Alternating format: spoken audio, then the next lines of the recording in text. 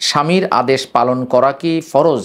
অসহায় মানুষের সাহায্য করার জন্য চাঁদাবাজি করা যাবে কি?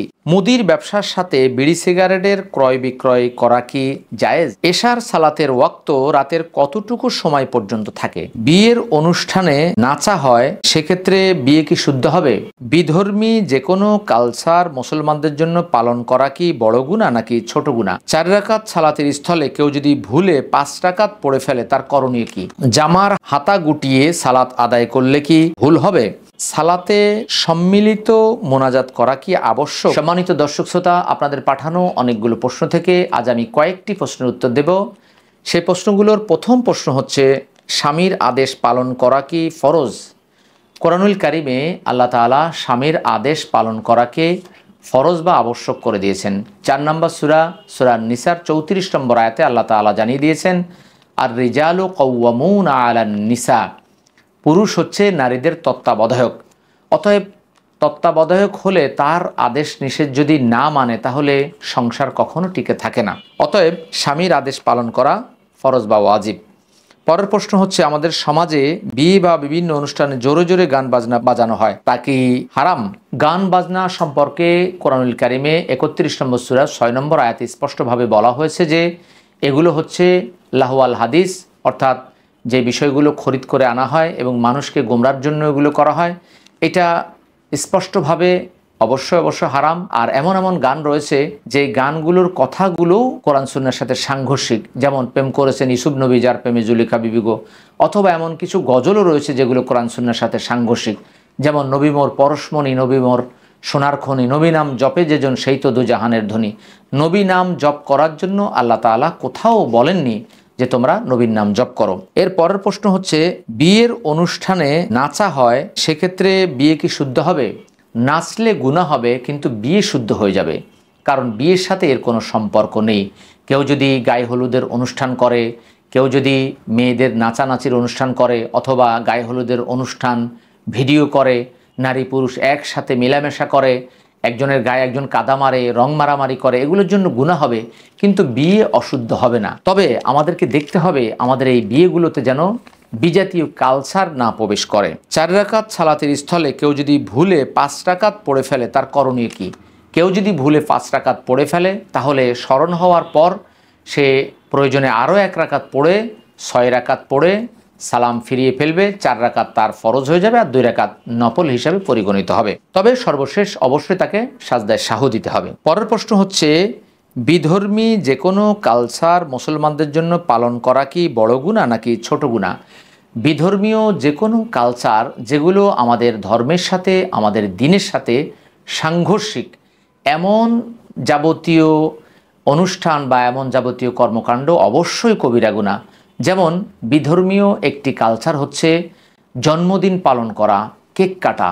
এছাড়া আমরা যে 31st নাইট করে থাকি, এটাও একটি কবিরা গুনাহ। এটার সাথে যে আতশবাজি, যেই অপচয়গুলো করা হয় বা এর কারণে বিভিন্ন সময় ক্ষয়ক্ষতি হচ্ছে বা অনেক সময় মানুষ মারাও যাচ্ছে, অতএব এই কালচারগুলো অবশ্যই আমাদের জন্য কবিরা গুনাহের অন্তর্ভুক্ত। পরের প্রশ্ন হচ্ছে, মাথার চুল কিভাবে রাখতে হবে, রাখার সুন্নাহ পদ্ধতি সম্পর্কে জানতে চাই।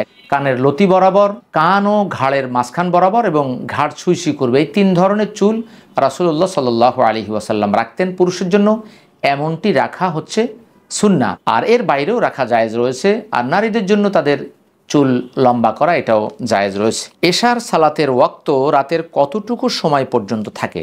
যে কোনো সালাতের ওয়াক্ত আগের সালাতের আগ পর্যন্ত থাকে।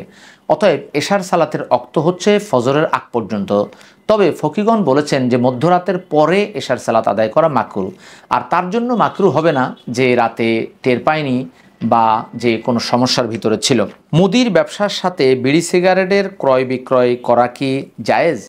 মুদির ব্যবসার সাথে বিড়ি সিগারেটের ক্রয় বিক্রয় করা এটি একটি নাজায়েজ কাজ। কেননা বিড়ি সিগারেট হচ্ছে একটি হারাম বা কোনো ফকির মতে মাকরু তাহারিমি। কেননা বিড়ি সিগারেটের মধ্যে রয়েছে ক্ষতির কারণ, বিড়ি সিগারেটের মধ্যে রয়েছে অপচয়, বিড়ি সিগারেটের মধ্যে রয়েছে জীবনহানির কারণ। আরব রাষ্ট্রের আলেম ওলামাদের মতে, ফকিদের মতে এটি হচ্ছে হারাম, আর আমাদের উপমহাদেশের আলেম ওলামাদের মতে এটি হচ্ছে মাকরু। এই ব্যবসা না করাই সবচেয়ে উত্তম। এই ব্যবসা করলে অবশ্যই গুনাহগার হতে হবে, কারণ এই ব্যবসার মাধ্যমে অনেকের জীবনহানি ঘটছে, অনেকে সিগারেট খেয়ে ক্যান্সার হচ্ছে বা অনেকে অপচয়ের ভিতরে যাচ্ছে, আর আমি সেই অপচয়ে শরিক হচ্ছি। পরের প্রশ্ন হচ্ছে, সালাতে সম্মিলিত মোনাজাত করা কি আবশ্যক?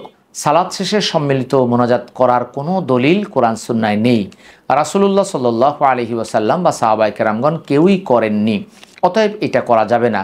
কেউ যদি আবশ্যক মনে না করে কখনো কখনো বিশেষ প্রয়োজনে করে, তা জায়েজ রয়েছে বলে অনেক ফকিহগণ মত দিয়েছেন। তবে নিয়মিত এটা করা আবশ্যক মনে না করে করলেও এটা বিদআত হিসাবে পরিগণিত হবে, কেননা রাসূলুল্লাহ সাল্লাল্লাহু আলাইহি ওয়াসাল্লাম বা সাহাবায়ে কেরামগণ এ আমল করেননি। এর পরের প্রশ্ন হচ্ছে, জামার হাতা গুটিয়ে সালাত আদায় করলে কি ভুল হবে? জামার হাতা গুটিয়ে কেউ যদি সালাত আদায় করে তাহলে এটা মাকরুহ হিসাবে পরিগণিত হবে, কেননা আমার জামার হাতা রয়েছে লম্বা, আর আমি যদি সেটা গোটাই সেটা দৃষ্টিকটু অসুন্দর হয়, আর সালাতে এই জাতীয় কর্মকাণ্ড করা ঠিক নয়। এর পরের প্রশ্ন হচ্ছে, অজুতে প্রতিটি অঙ্গ ধৌত করার ক্ষেত্রে যদি 3 বারের পরিবর্তে 1 বার বা 2 বার অথবা 4 বার হয়ে যায় তাহলে কি কোনো অসুবিধা হবে? না, এতে কোনো অসুবিধা নেই।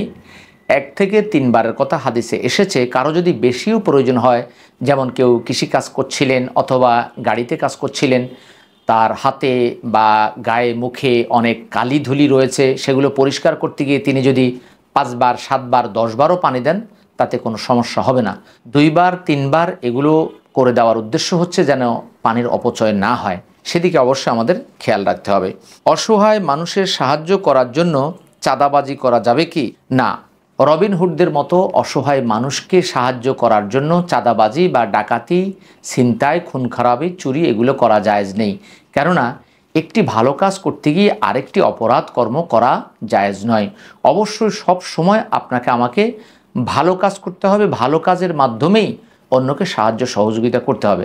আল্লাহ তাআলা আপনাকে আমাকে আমাদের সকলকে ভালো ভালো কাজ করার এবং সে অনুযায়ী আমল করার তৌফিক দান করুক।